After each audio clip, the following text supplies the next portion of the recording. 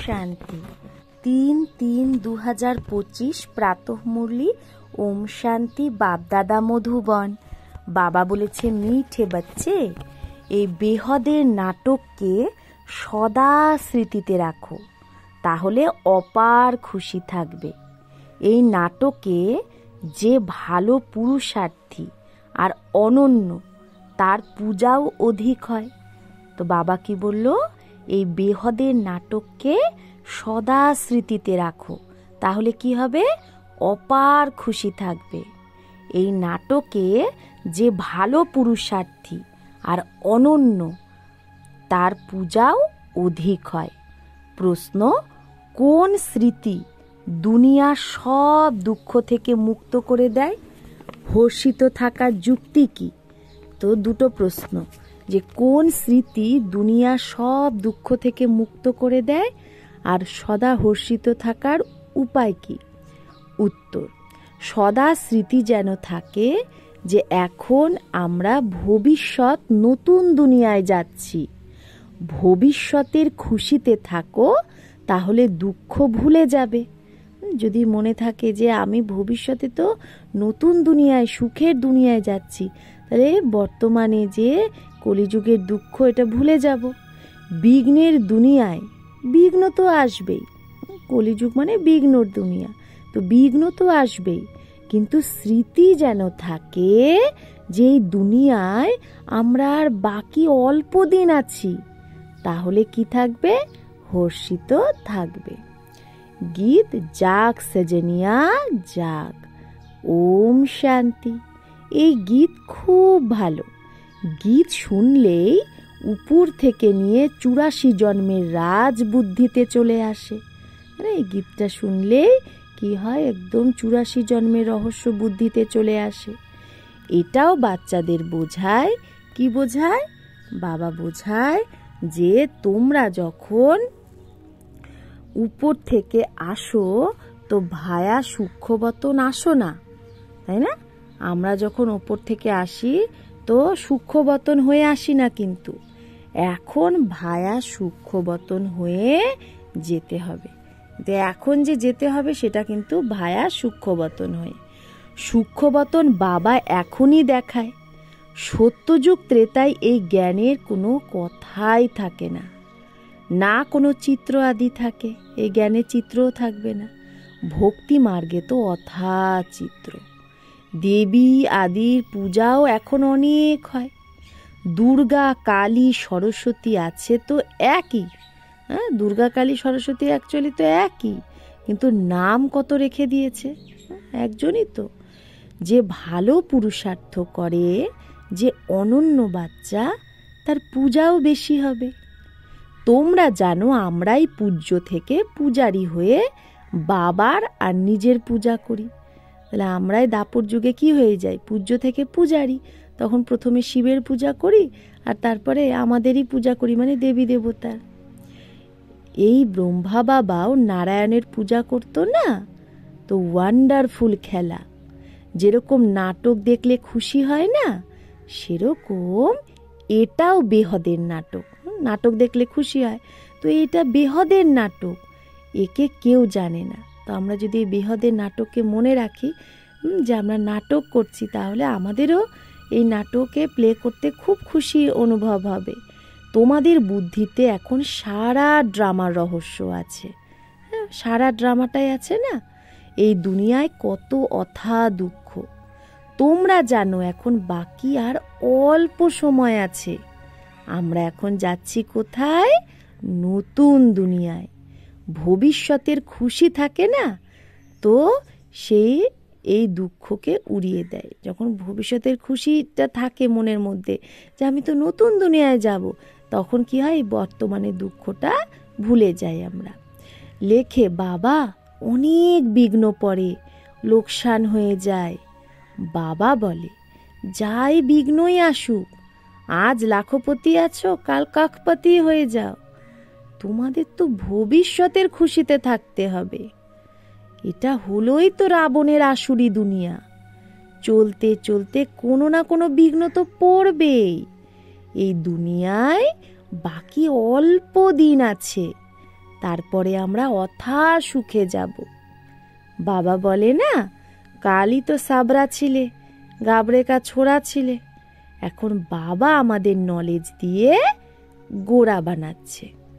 তোমরা জানো বাবা হলো বীজ রূপ সৎ চৈতন্য।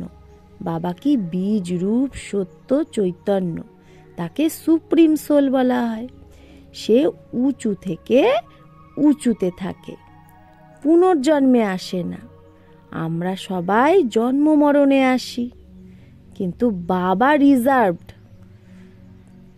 তো বাবাকে তো অন্তে এসেই সদ্গতি করতে হবে, মানে বাবা পরমধামে রিজার্ভ থাকে, বাবা লাস্টে আসে সদ্গতি করতে। তোমরা ভক্তি মার্গে জন্ম জন্মান্তর ধরে গেয়ে এসেছো। কি গেয়ে এসেছি? যে বাবা তুমি এলে আমি তোমারই হয়ে যাব। আমার তো এক বাবা, দুসরা না কই। আমরা বাবার সাথেই যাব। এটা হলো দুঃখের দুনিয়া। কত গরিব হয়ে গেছে এখন ভারত। বাবা বলে আমি এই ভারতকেই সাহুকার বানিয়েছিলাম, কিন্তু রাবণ কি বানিয়ে দিয়েছে? নরক, তাই না? এখন তোমরা বাচ্চারা বাবার সম্মুখে বসে আছো। গৃহস্থ ব্যবহারেও তো অনেকেই থাকে। সবাইকে তো আর এখানে বসলে চলবে না। সবাই যদি যজ্ঞে চলে আসে তাহলে কি করে হবে? গৃহস্থ ব্যবহারও তো থাকতে হবে। গৃহস্থ ব্যবহারে থাকো, ভালে রঙিন কাপড়া পরো। কে বলেছে সাদা কাপড় পরো? বাবা কখনো কাউকে বলেনি। তোমাদের ভালো লাগে না তাই তোমরা সাদা শাড়ি পরো, মানে সাদা ড্রেস পরো।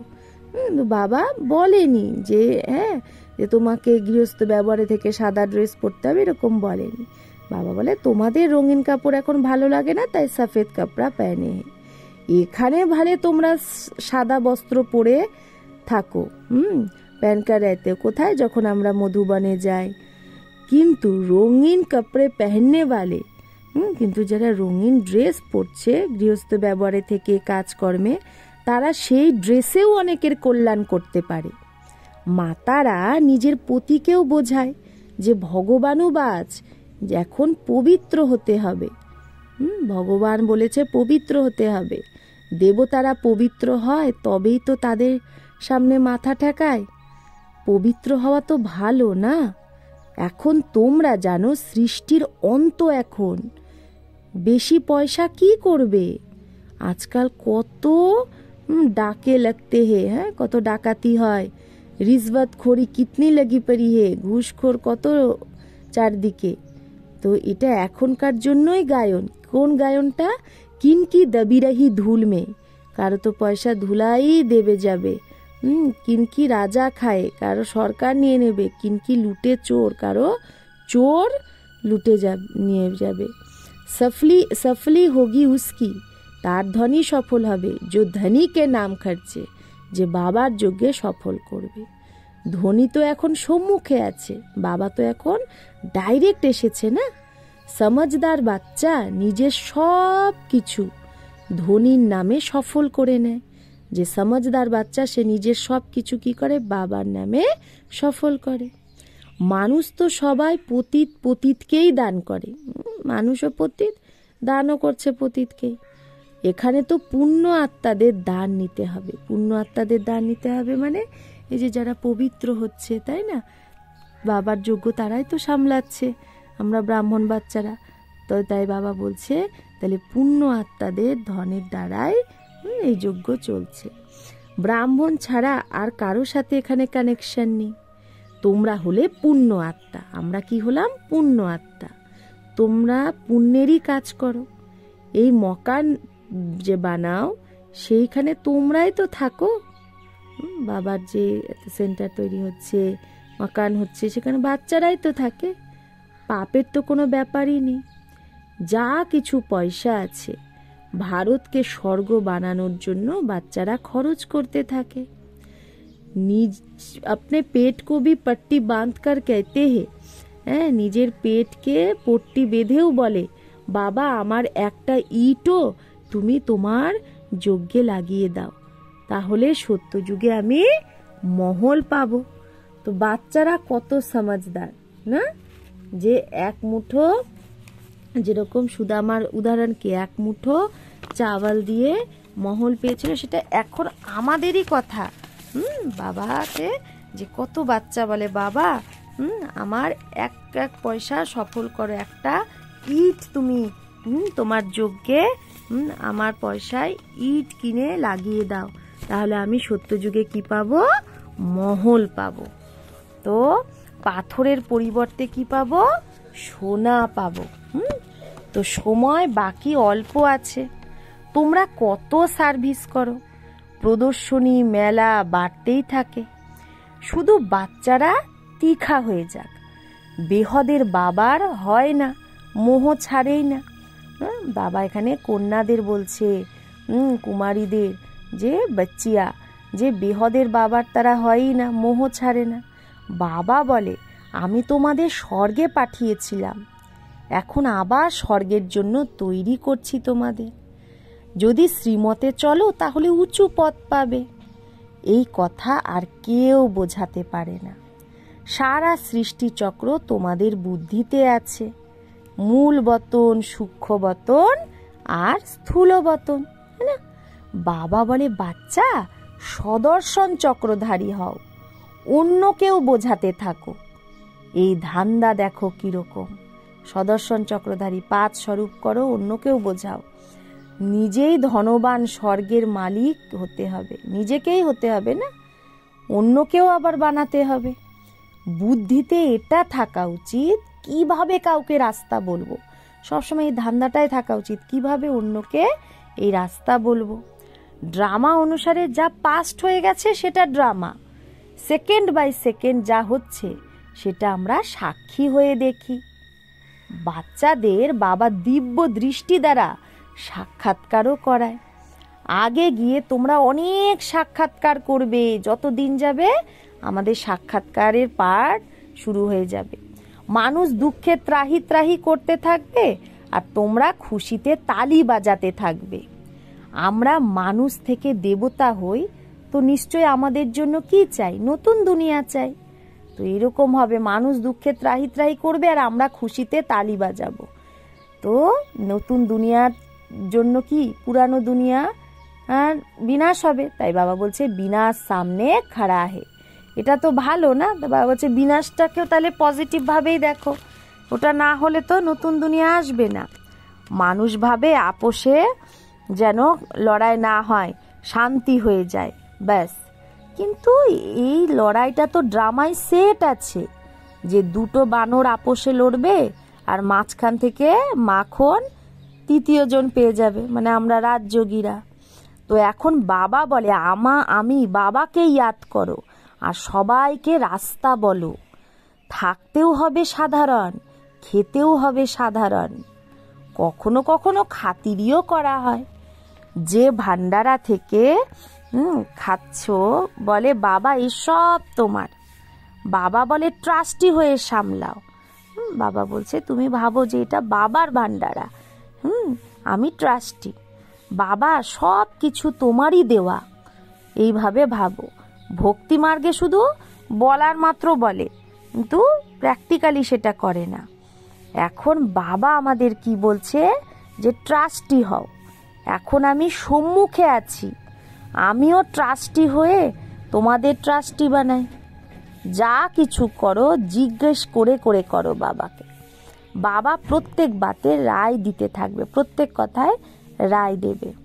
বাবা মকান বানাবো, বাবা এটা করব, বাবা বলবে ভালে করো, বাকি পাপ আত্মাকে দিও না।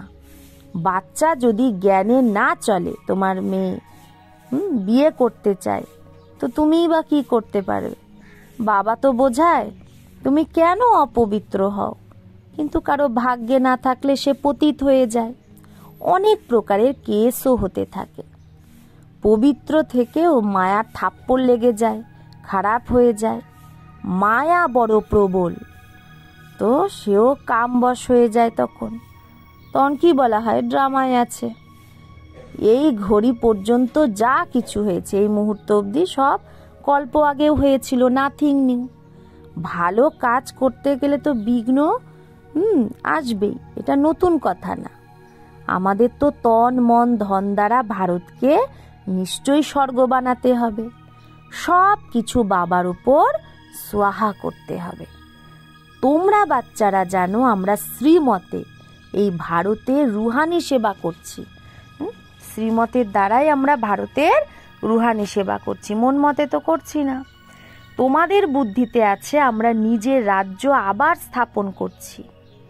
বাবা বলে এই রুহানি হসপিটাল কাম ইউনিভার্সিটি 3 পা জায়গায় খুলে দাও, যার দ্বারা মানুষ এভার ওয়েলদি হতে পারে। 3 পা পৃথিবীও কেউ দেয় না, 3 পা জায়গাও কেউ দেয় না। বলে বিকেরা জাদু করবে, ভাই বোন বানিয়ে দেবে। তোমাদের জন্য ড্রামায় যুক্তি খুব ভালো রাখা আছে। ভাই বোন কুদৃষ্টি রাখতে পারে না। আজকাল তো দুনিয়ায় এত নোংরা, বাত মাত পুছো। তাই বাবা আমাদের কত ভালো দৃষ্টি দিয়েছে যে সবাই আত্মা আত্মা ভাই ভাই, আর শরীর দেখলে ভাই বোন, তাহলে কি করে কুদৃষ্টি যাবে? তো যেরকম বাবার করুণা হয়, দয়া হয়, এরকম তোমাদের বাচ্চাদেরও দয়া হওয়া উচিত দুনিয়ার মানুষের প্রতি। যেরকম বাবা নরককে স্বর্গ বানাচ্ছে, সেরকম তোমরা রেহেম দিল বাচ্চাদেরও বাবার মদতগার হতে হবে। যদি পয়সা থাকে তো হসপিটাল কাম ইউনিভার্সিটি খুলতে থাকো, এতে বেশি খরচার কোনো ব্যাপারই নেই। শুধু চিত্র রেখে দাও, কোনো খরচার ব্যাপারে শুধু চিত্র রেখে দাও ঘরে। যে কল্প আগে জ্ঞান নিয়েছিল তার বুদ্ধির তালা খুলতে থাকবে, সে আসতে থাকবে। তারা কত বাচ্চা দূর দূর থেকে আসে পড়তে। বাবা এইরকমও দেখেছে যে রাতে এক গ্রাম থেকে আসে আর সকালে সেন্টারে এসে জ্ঞানের ঝোলি ভরে যায়। ঝোলি এরকমও যেন না হয় যে বেহতা রহে, মানে ঝোলির মধ্যে যেন ফুটা না থাকে, বুদ্ধিরূপী ঝোলিতে যে তুমি জ্ঞান নিলে আর সেটা বেরিয়ে গেল, এরকম যেন না হয়। তাহলে সে কি পথ পাবে? তোমাদের বাচ্চাদের তো খুব খুশি থাকা উচিত। বেহদের বাবা আমাকে পড়াচ্ছে বেহদের সম্পত্তি দেওয়ার জন্য। কত সহজ জ্ঞান এটা। বাবা বোঝায় যে একদম পাথর বুদ্ধি, তাকেই আবার পারস বুদ্ধি হতে হবে। আমরা পারস বুদ্ধি হচ্ছি না, আমাদের পাথর বুদ্ধি হয়ে গেছিল। বাবার তো খুব খুশি থাকে।